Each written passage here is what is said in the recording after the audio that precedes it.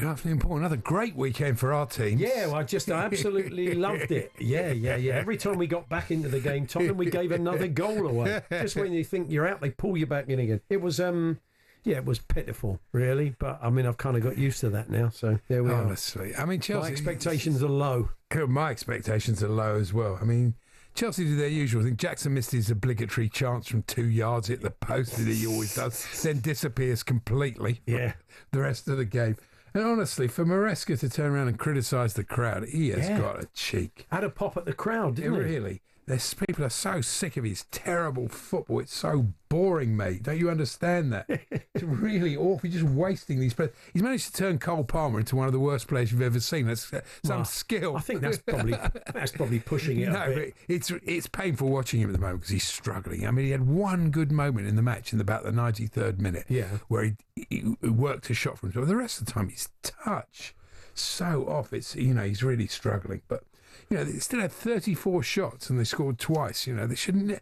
They've given Ipswich 4 points, one of the worst teams ever to play in the Premier League. I mean, honestly. Well, we lost to them at home, mate. I mean, you should count yourself lucky you managed to get a point. Spurs, it's a disaster, that's for sure. But Chelsea have really blown the top five chart. Their running is so difficult. It's very hard to see.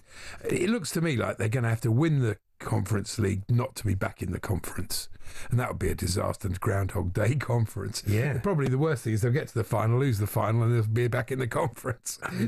Never ending. You've put out a second string throughout there. I can't see you losing it. But all this rotation, it's ridiculous. You look at the starting lineup when it came through. I said to Jason Cundy, "What is this? What is this bloke doing?" Yeah, 2 right backs on the bench, but Chalobah at right back, who isn't a right back. He's got the best wing back in Europe, and he's playing him in midfield. Yeah. I mean, the whole thing is completely wrong. But all that will happen is the momentum from this season, which is nil, will be carried forward to next season. They'll have a poor start to the year. They'll fire him in December, and that'll be another season down the drain. Get to give us his expertise in that area and others is Troy Deeney. Hi, Troy. Hi guys, how you doing? Yeah, am I giving you my expertise of being on the bench? No, not at all. More that whole thing of when a player's out of nick, whether it's a goalkeeper, an outfield player, and all the boys are probably in training saying, "Blimey, why don't he drop him? He keeps playing him." I don't know. I mean, is it a relief sometimes? I suppose it can cause factions. Anana's mates in the dressing room will be rallying around him. Those that think he should be dropped will have a different attitude. It must be quite a weird dynamic. It's a very weird dynamic, but I think what it more, to me, my take on it was more that they put so much pressure, a bit like Spurs on Thursday now, that he's going to come back into the firing line Thursday, and if he makes the slightest of errors, it's going to be publicised again. So I feel like the intention of taking him out was probably a good idea, but it actually worked out to be a bit more of a difficult one. I think it's going to just be a case of we're all watching that game now, going, okay, then, let's see if he messes up now. Yeah, he would have been open outside, an absolute stormer, but he didn't, of course. The amount of emphasis put on the stats of goalkeepers playing out with their feet. I know it's a very important part of the game now, but it's almost like his whole performance was based on what he did with his feet as opposed to his hands. I mean, the world's gone a bit nuts, really.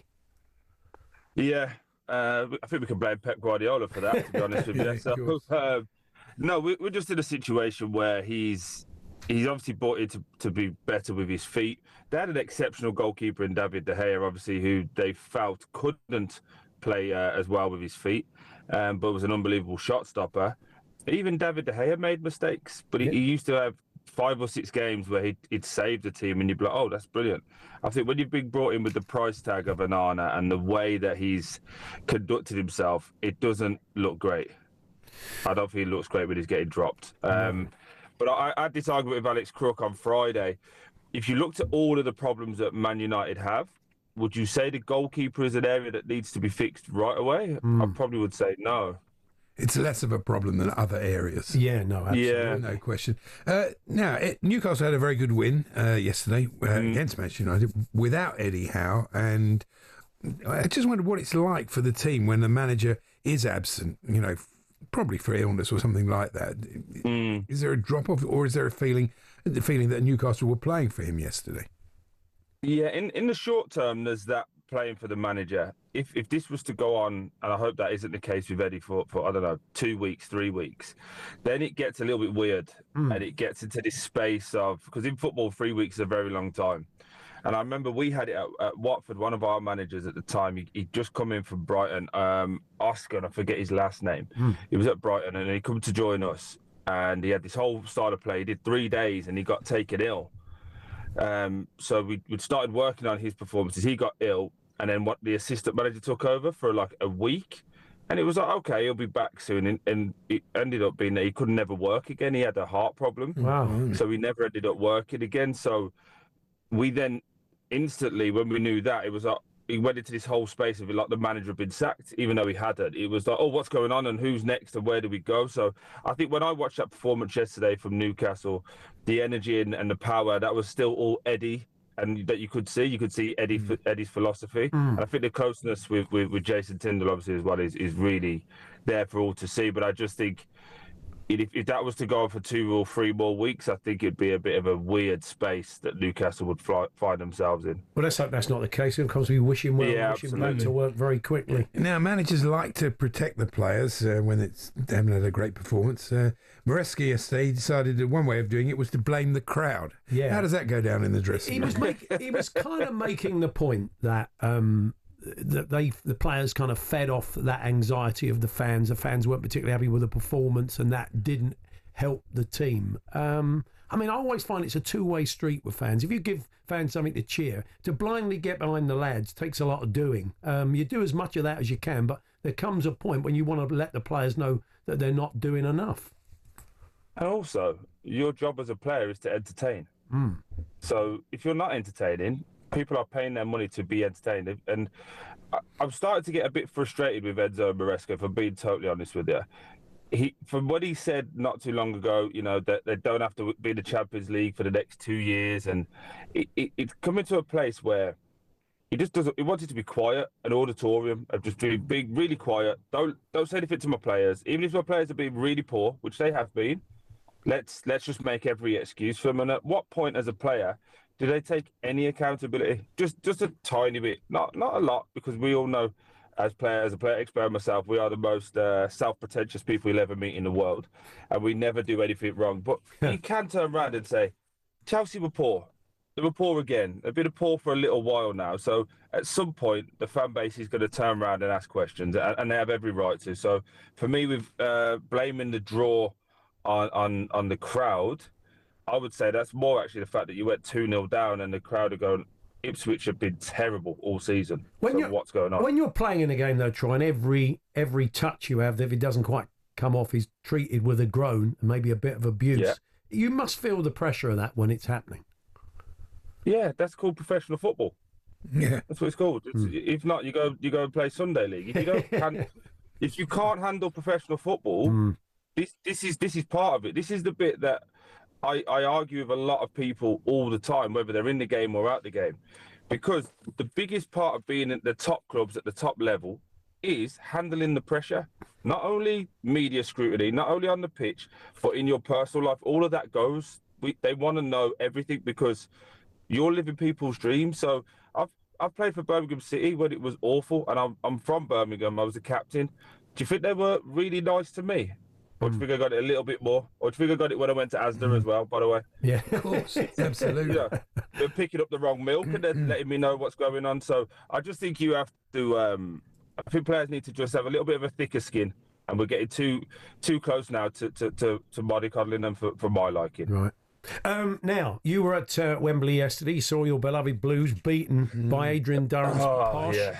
After the game, when the guys went up to get their medals up in the roll box, Tom Wagner, the chairman of the club, with Tom Brady just behind him, went full Phil Brown on the lads, didn't he? Yeah.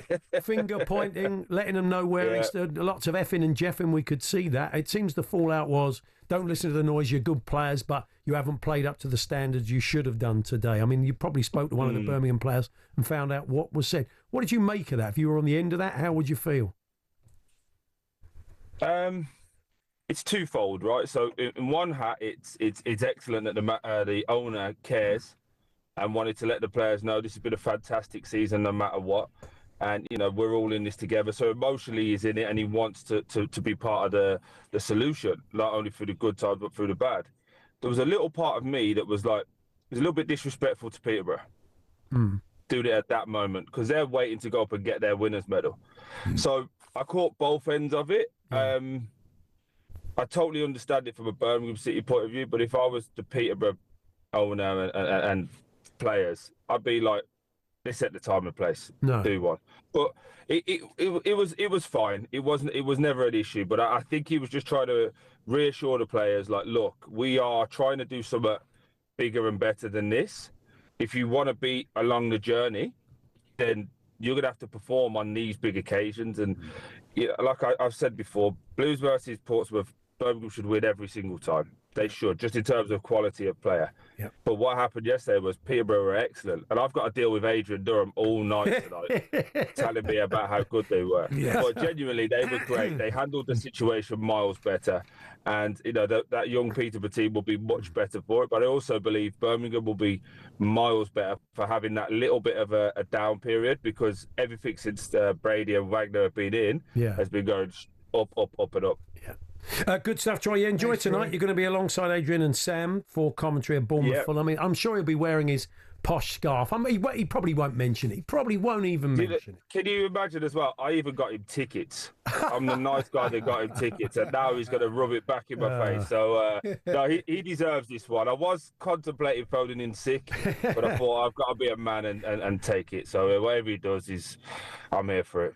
Paul Hawksbee and Andy Jacobs, Monday to Friday afternoons 1 till 4 on AM, on DAB, via the talkSPORT app and on your smart speaker.